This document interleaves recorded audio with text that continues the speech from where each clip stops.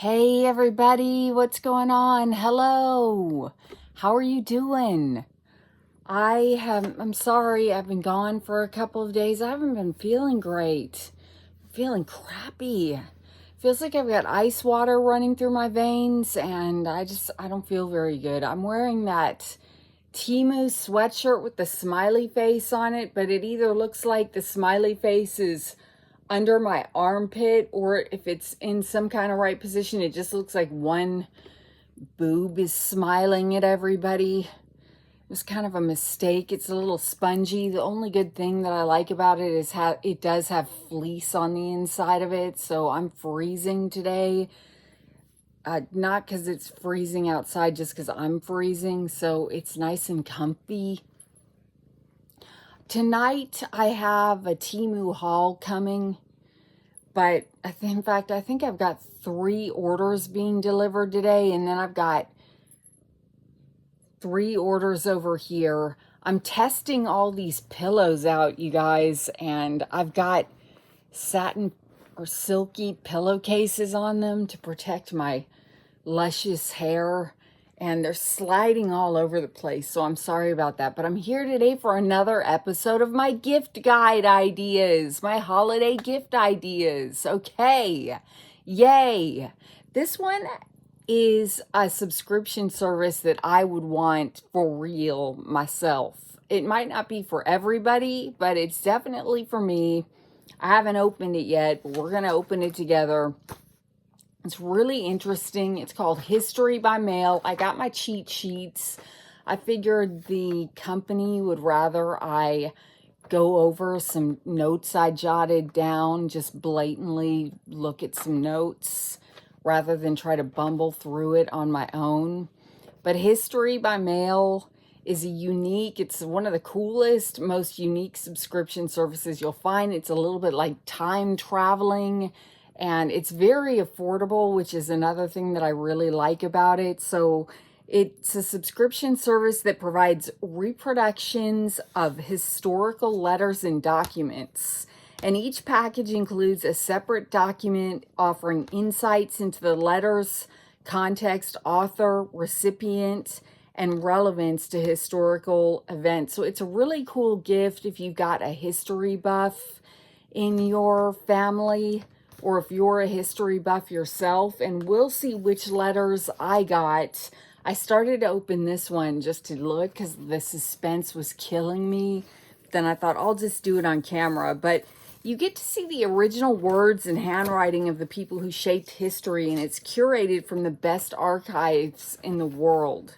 So my first thing in this envelope, well, let me see, they might have put a letter in here for me, because they approached me and asked me if I would consider looking over their subscription service and doing a review on it. Okay, yeah, this is a letter just for me, and it says, "Thank you for taking the time to review History by Mail for a YouTube unboxing review. Enclosed are samples from historybymail.com subscriptions." And I do have a promo code in my description box that will get you, it is Heyyy with 3 Y's, 10, Heyyy 10 for 10% off. And I'll get to the prices later. But I've got a letter from Annie Oakley to President McKinley, 1898. Eisenhower's Order of the Day and sketch of a D-Day platoon leader from 1944, and a check for the purchase of Alaska from 1868. So every month you guys will, if you subscribe, you get an envelope containing a replica of historical documents, and then 4 letters over 4 months explore a unifying theme. Okay, and when necessary, transcripts are provided for the handwritten letters. So these are the letters that are in these, and we're going to look at them in a minute. But then what is in, I got another, look at, I use that stuff that dissolves what am I trying to say, you guys? That liquid that dissolves printed letters or whatever words. and helps remove your address and tracking code and all that stuff from packages if you're opening a lot of things. I mean, okay, let me see if they accidentally sent me the same thing twice or if this is different. No, this accidentally sent me the same thing twice. So this one has the exact same thing in it. Okay, so that's kind of a bummer. I wanted to get letters and letters and letters. Okay, let's start with this check for the purchase of Alaska. Wait, where are my glasses? Where are my old lady glasses? I should do something for a thumbnail, huh? Wait, are these upside down? Kinda. Get them all in one, or get them all in a line. Fan them out like this. Wait, I like the stamps on them. Oh, the stamps are on the back. Hello. Look what you could get somebody for Christmas. Now it's going to be cool. I'm going to open them. So I want to see this check for the purchase of Alaska. And then I was looking for my glasses. I found them. What? Okay, I don't know what that was. Okay, let's look at the check for the purchase of Alaska.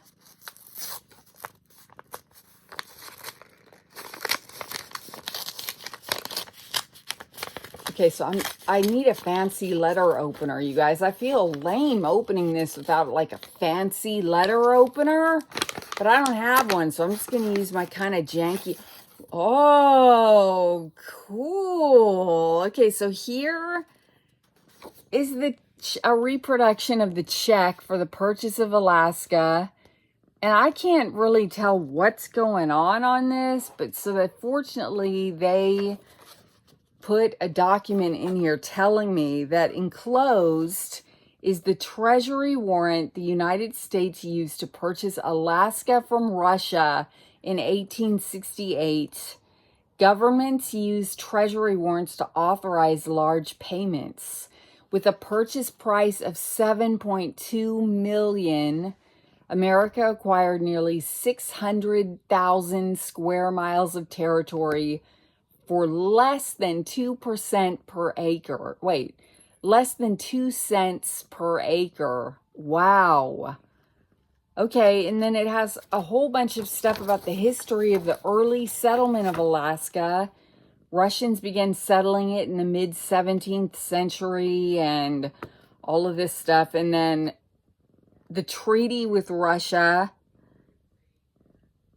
And then the United States. Okay, so when the Civil War ended, Alexander II directed Russian minister Eduard de Stockel to approach the United States again. Okay, the Americans, motivated by manifest destiny, saw a potential for natural resources, greater trade with Asia, and improving America's power in the Pacific. A deal was reached on March 30, 1867 for the final sum of $7.2 million. With the purchase, the U.S.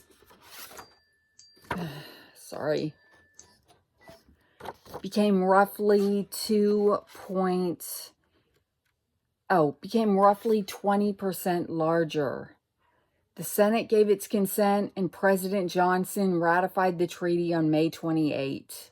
On October 18th, a formal ceremony took place at Fort Sitka in which Russian troops lowered the Russian flag and U.S. troops raised the American flag. Today, October 18th, is a legal holiday in Alaska known as Alaska Day, celebrating the day Alaska came into American possession. So wow, it took a year for the U.S. House, which was busy with President Johnson's impeachment, to appropriate funds for the purchase. Okay, and then what else is on the back? So we go on and on. Some critics in America thought the purchase of Alaska was a waste of money and called the deal Seward's Folly or Seward's Icebox.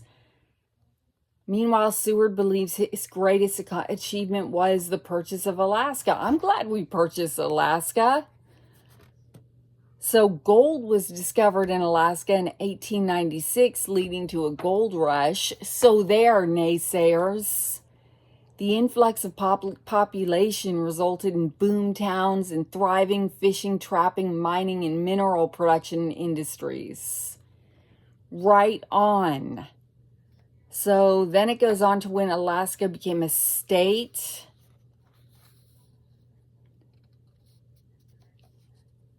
And we all lived happily ever after. On January 3rd, 1959, Alaska became the 49th state.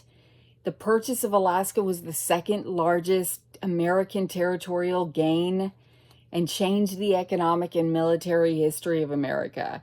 This is the third of 4 documents in our American expansion series. To learn more about the purchase of Alaska, visit historybymail.com/pages/Alaska. So let me see that check. Oh, look, and on the back, it's got the I can't read their handwriting back then, but it's cool looking at old handwriting, isn't it? And there's the endorsement signature right there. I've never seen a check for that much money before. Paid to the order of, I just can't read it though. Their checks were so fancy back then. Okay, cool. So there's the purchase of Alaska. That's really awesome. Okay, next, Eisenhower's order of the day and sketch of a D-Day platoon leader. Once again, I feel bad that I'm like ripping it open with my thumb. You would probably want to open this with a really nice letter opener and keep it in files. Okay, there's this. Oh, check it out. D-Day dress platoon leader. I can't read that backwards. Light tan towel, canteen, combat jacket, helmet with net and camouflage, strap up, haversack, is that what that says? Content, sealed in waterproof bag, hand grenade, binoculars, life preserver, 1/3 inflated under all other equipment. Wow, that must have been heavy.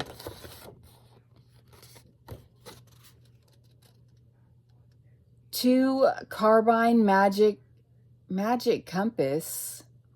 Okay. Wire cutters, only handles show, light leather gloves. That's all this stuff right here. Carbine. Wait. Map case, waterproof, tied to leg with thong. Not that kind of thong. Sheath knife strapped to the boot. Boots. Impregnated. That's not what that says. Parachute type first aid kit taped to sheath. Wow, they had all this stuff taped to their boots. Jump boots. Assault type gas mask. Is that what that says? I'm trying to read it on my screen. Light leather gloves. I already did all this. Okay. It's a nice sketch, too. On the back, it says, from Eisenhower, soldiers, sailors, and airmen of the Allied Expeditionary Force, you are about to embark upon the great crusade toward which we have striven these many months. The eyes of the world are upon you. The hopes and prayers of liberty-loving people everywhere march with you. In company with our brave allies and brothers in arms on other fronts, you will bring about the destruction of the German war machine, the elimination of Nazi tyranny over the oppressed peoples of Europe, and security for ourselves in a free world. Your task will not be an easy one. Your enemy is well-trained, well-equipped, and battle-hardened. He will fight savagely. But this is the year 1944. Much has happened since the Nazi triumphs of 1941 and 41. The United Nations have inflicted upon the Germans great defeats in open battle, man to man. Our air offense has seriously reduced their strength in the air and their capacity to wage war on the ground. Our home fronts have given us an overwhelming superiority in weapons and munitions of war and placed at our disposal great reserves of trained fighting men. The tide is turned. The free men of the world are marching together to victory. I have full confidence in your courage, devotion to duty, and skill in battle. We will accept nothing less than full victory. Good luck, and let us all beseech the blessing of Almighty God upon this great and noble undertaking. Signed, Dwight D. Eisenhower. And this goes to the Supreme Headquarters of the Allied Expeditionary Force. That's really cool. That's really cool. And then this kind of talks more about it, and I'm not going to get into it, but as you can see, you get an extensive thing that comes with it that tells you everything you want to know about it. Man, I want to know who drew that picture, though. Who drew that picture? Okay, this is all about the history of the Battle of Normandy. Operation Overlord, I can speak. And D-Day planning. A drawing by, okay, the drawing is by, okay, let me see. General Dwight D. Eisenhower, the commander of the Supreme Headquarters Allied Expeditionary Force, issued this order of the day to U.S. military personnel taking part in the D-Day invasion of Normandy. On the eve of history's largest seaborne invasion, 175,000 copies of the statement were distributed to soldiers, sailors, and airmen as they stepped on their transport across the English Channel. The statement, repeated in a radio speech, encouraged those about to liberate Europe from Axis forces. Also enclosed is a drawing by combat historian Lieutenant Jack Shea of the 29th Infantry Division, depicting the equipment that platoon leaders carried to prepare for the amphibious attack. That's really cool. And then finally, we got Annie Oakley. A letter from Annie Oakley to President McKinley in 1898.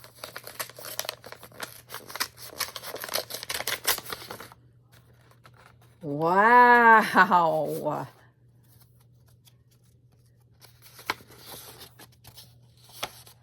So this was her stationery, and this is her handwriting. A success in all countries, Annie Oakley, America's representative lady shot. For 11 years next to Buffalo Bill, the attraction with the Wild West, the wonder and talk of the American exhibitions, London 87, Paris exhibition 89, horticultural exhibition in London 92, the World's Fair in Chicago 93. Now that's not 1993, that's 1893. Miss Oakley has appeared before all the royalty and nobility of Europe, including their Royal Highnesses, the Prince and Princess of Wales, before whom she has given fine exhibitions. I cannot read Annie Oakley's handwriting to save my life. Dear sir, I for one feel confident that your good something handy judgment will carry America safely through without war. But in case of such an event, I can something to place a company of 50 lady sharpshooters at your something disposal. No, at your something airfield. I don't know. No. Every one of, okay, tell me that there's a, here's the transcript. Okay, wait, does it go here? Okay, it's just here. Wow, look at Annie Oakley's stationery. It took up her masthead or whatever you want to call it. It took up the whole half of the page. Go, Annie Oakley. She was a bad ad. Okay. She was a tough, awesome woman. Okay, she said, dear, okay, to the honorary William McKinley President. Dear Sir, I, for one, feel confident that your good judgment will carry America safely through without war. But in case of such an event, I am ready to place a company of 50 lady sharpshooters at your disposal. Oh, I did get that right. Every one of them will be an American, and as they will furnish their own arms and ammunition, there will be little, if any, expense to the government. Very truly, Annie Oakley. Did he take her up on that offer? There's her signature right there. That's fabulous. This is my favorite of all of them. Well, I like the D-Day dress, platoon leader sketch, too. That's kind of cool. Okay, and then I just want to read if he said, okay, give me your sharpshooters. The letter shows Annie Oakley's determination to serve her country while answering President McKinley's call for 125,000 volunteers to support the war effort. The enclosed letter was passed from the White House to the War Department. Her offer was ultimately declined, as women were not allowed to serve in the military at the time. I bet they would have been awesome. And then it tells the history of Annie Oakley, a little bit about her biography and stuff. She was part of Buffalo Bill's Wild West traveling show, one of the most well-known shows of the era. She earned more money than any other performer in the show outside of Buffalo Bill Cody himself. She toured Europe, performing for many heads of state, while also playing in a variety of other sideshows over the years. Oh, I would have loved to see that. She taught an estimated 15,000 women how to use a gun and believed strongly that women should use guns for exercise and defense. She said, I would like to see every woman know how to handle a gun as naturally as they know how to handle babies. Wow, that's awesome. She was a key influence in the image of the American cowgirl and was a star in one of the earliest films in history. Oh, a silent film by Thomas Edison called Little Sure Shot of the Wild West, 21 seconds long. That's fabulous. So this is awesome. This is the first of 4 documents in the Celebrity Correspondence with President series. Oh, cool. So sometimes they have like themed series. So anyway, all right. I got all caught up in history there. Is anybody still here even? I was in my own little bubble for a little while. Okay, so let me tell you what. A monthly subscription to this is only $8.99 a month. $8.99 a month. I'm in. I'm totally in. If you want to buy yourself or someone a 6-month subscription, it's only $39.99 for 6 months. So that's kind of a cool Christmas gift if you got somebody who's really into history or just looking at cool old letters and stuff. And then a year is $75.99. And then you use the code HEYY10 for 10% off. So that's pretty awesome, you guys. I gotta say that, we've tried coffee, we've tried snacks, but I'm really feeling History by Mail. I, for one, am going to become a new subscriber and get something every month from them. I think it's fascinating. And I hope that for 25 minutes I talked about History by Mail. Holy cow. If anybody's still here, I'll be surprised. But they sent me extra ones. I'm bummed. I was hoping this would have even more stuff. Maybe I'll put this in a giveaway, my 3 extra unopened historical letters with some other stuff, and give it to one of you guys. And I got my first, I also subscribe to Atlas Coffee Company, and I just got 1 box of K-Pods a month. And I got my first paid box today from Atlas Coffee Company or Club. I'm sorry, Atlas Coffee Club. And it was, I'm blanking on what it was. It wasn't El Salvador. It was New Guinea again. And I wanted to be like, hey, I already reviewed New Guinea. Now I paid for it. And I already have a whole box of New Guinea. Papua New Guinea. Anyway, that was kind of a bummer. And so with my luck, I would subscribe to History by Mail, and then my first letter would be like Annie Oakley again or something. Not that, well, I already have 2 copies of it, so that would be my 3rd.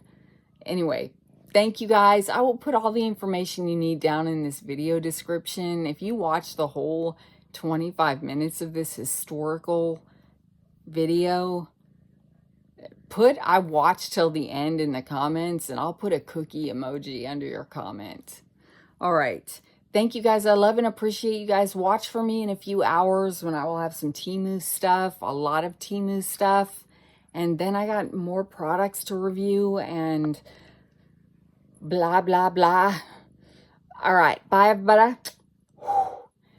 If you watched, thank you so much for watching. And hello and goodbye. And how do we